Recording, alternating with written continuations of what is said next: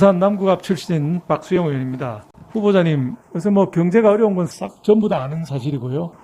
그 원인을 따지자면 소득주도 성장 때문에 많이 망가진 상태에서 코로나가 또 덮쳐서 엎친 데 덮친 격으로 우리 경제가 엉망인 거는 뭐 여기 계시는 의원들 다 동의하실 거라고 생각이 들고 우리 후보자님도 동의하실 거라고 생각합니다. 그래서 먹다 보니까 이제 서민들 생활이 매우 어려워지고 소상공인들 또 어려워지고 그래서 우리가 정책 서민금융이라는 걸 많이 지금 공급을 했거든요.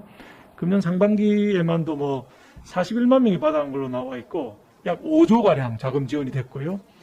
그다음에 연말까지는 9조 6천억 정도가 서민정책금융으로 이제 지급이 될 예정으로 예산 확보가 되어 있습니다. 뭐 근로자 햇살론, 햇살론 17, 사업자 햇살론, 미소금융 등등 뭐 많지 않습니까? 그런데 우리 후보자님 일반적인 대출이나 카드론 요거는 연체가 정도 몇 퍼센트 정도 보통 되고 있는지 아시는지요? 네, 연체율이 아직 많이 높지는 않은 걸로 알고 있습니다. 네네. 뭐 숫자 잘 기억 못하실 수도 있겠죠. 한 5% 정도 카드론이 평균 5% 정도 연체율을 지금 기록을 하고 있고요. 그런데 이제 이 아무래도 서민금융 쪽으로 내려와서 햇살론으로 들어가게 되면 대입 연체율과 부실률이 좀 높아질 수밖에 없지 않겠습니까, 위원장님? 후보자님, 그죠? 네. 아무래도 신용도가 낮으니까. 네, 그럴 수밖에 없습니다. 그러다 보니까 이제 대입 연체율만 해도 이 10%를 넘고 있고요. 손실률이 15%를 넘고 있는 지금 그런 상황입니다. 즉 일반적으로 신용조사를 해서 대출한 사람들은 5% 정도 되는데 그거를 완화해서 서민금융을 하다 보니까 15%까지 손실률이 나고 있는 것이거든요. 그죠?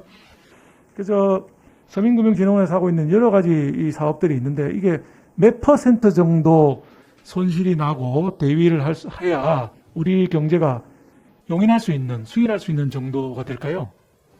네, 그것을 수치로 말씀드리기는 쉽지 않을 것 같습니다만, 의원님 말씀하신 대로 정책 서민금융의 경우에는 연체율, 그러니까 대입 연체율이 많이 높아질 수 있습니다. 그래서 그런 것들, 그 성격상 그럴 수밖에 또 없다고 생각을 하고요. 그래서 그 부분에 대해서는 또 이제 예산 확보도 해야 될 것이고 해서, 그거는 저희들이 좀 종합적으로 좀 판단을 해봐야 될 것 같습니다. 앞으로 상황이 또 어려운 상황이 당분간은 지속이 될 테니까 그 부분은 앞으로 계속될 이슈라고 저는 생각을 합니다. 네, 지난번 상임위에서 우리 도규상 부위원장님은 한 10%의 대입 연체율은 예상했던 정책 목표였고 충분히 커버할 수 있다.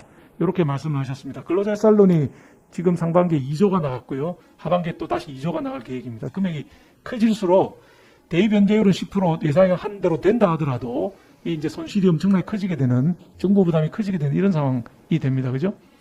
네, 자, 우리 햇살론은 제가 2010년에 그 담당 국장할 때 처음 이제 만들어졌던 제도입니다. 그래서 그 뒤에 이제 여러 가지로 구분되고 하면서 발전해 왔는데요. 제가 그 부분은 만약에 위원장이 된다면 좀 더 자세하게 들여다보도록 하겠습니다. 네, 좀 자세하게 보셔야 우리 부담이 적어질 것 같습니다. 위원장님 후보자님 서면 답변하신 내용 이런 게 있습니다. 시장경제 원리상 신용도에 따라서 금융서비스의 이용 가격이 차별화될 수밖에 없는 것은 불가피하다. 이렇게 답변하신 거 맞죠?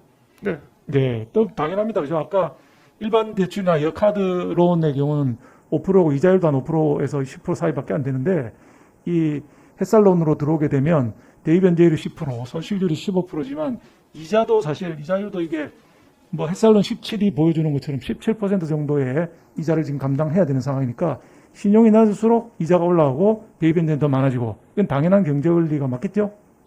네, 그런 측면이 있습니다. 그렇죠. 그러면 이걸 한번 제가 여쭤보겠습니다. 이 모든 국민들한테 5천만 원대 기본 대출을 다 해주자, 1,000만 원. 이런 지금 공약이 있습니다. 그러면 지금 햇살론을 빌려가는 소상공인보다 더 아래쪽에 신용등급이 더 낮은 분들한테도 1,000만 원을 지금 기본 대출로 빌려주겠다는 거거든요. 그러면 대입 연체율도 높아지고 손실률도 높아질 건 틀림없는 사실 맞습니까? 예, 근데 제가 그 부분에 대해서는 좀 자세하게 코멘트하는 게 좀 적절치 않아 보입니다. 제가 공약으로 또 나오고 한 부분을 금융위원장 후보자가 거기에 대해서 평가하는 게 좀 적절해 보이지는 아니 저는 뭐 평가를 하라는 게 아니고 팩트를 묻는 거예요. 금융 전문가한테 팩트를 물어보는 겁니다. 지금 저렇게 답변하셨지 않습니까? 네. 5% 카드론, 15% 햇살론. 그 밑에 내려가면 더 손실률 더 커질 수밖에 없는 건 당연한 거 아닌가요? 그 부분은 아마 정책적인 판단이 있어야 되는 부분일 것입니다. 그러니까 우리 전문가라 그래서 제가 처음에 시작할 때 뭐 저랑 같이 또 근무도 하시고 하셨기 때문에 제가 칭찬하고 들어갔는데 전문가로서의 소신을 지키셔야 됩니다. 전문가가 이것 보고 저것 보고 하면 아까 우리 근원 의원님, 존경하는 근원 의원님께서 이해충돌 세게 이야기하시던데 이해충돌 이전에 전문가로서 소신을 버리면 아무런 역할을 할 수가 없는 것이거든요. 제가 한번 저는 이 보겠습니다. 전문가로서의 소신이라기보다 제가 좀 이제 대선 공약이고 하다 보니까 그 부분을 지금 공직 후보자가 말씀드리는 게 아무래도 좀 어색할 것 같아서 그렇게 말씀드리는 공약을 겁니다. 평가하라는 말씀은 아닙니다. 자, 5천만 아닙니까? 우리 5천만 좀 넘지만 1,000만 원씩 기본 대출을 하게 되면 500조 원이 필요합니다. 그죠? 네. 이 돈은 우리 예산에서 내야 되는 건가요? 아니면 은행들한테 분담시킬 겁니까?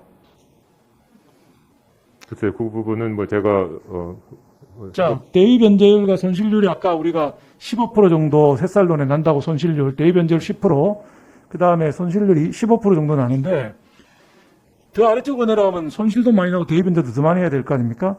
20% 한다 생각하면 100조 원의 돈이 필요한 거예요. 이 돈은 정부가 냅니까? 은행이 냅니까? 복잡한 문제들이 많이 있습니다. 이게 이제 곧 닥칠 문제인데 위원장이 되시면 전문가로서 금정국장을 거치고 통화위원을 거친 금통위원을 거친 전문가의 소신을 잊지 마시고 중심을 잡아주셔야 됩니다. 중심을 못 잡아서 우리 정부가 우리 관료가 다 욕을 먹고 있는 것입니다. 제발 이런 문제에 대해서 중심 잡고 위원장으로서 역할을 잘해 주실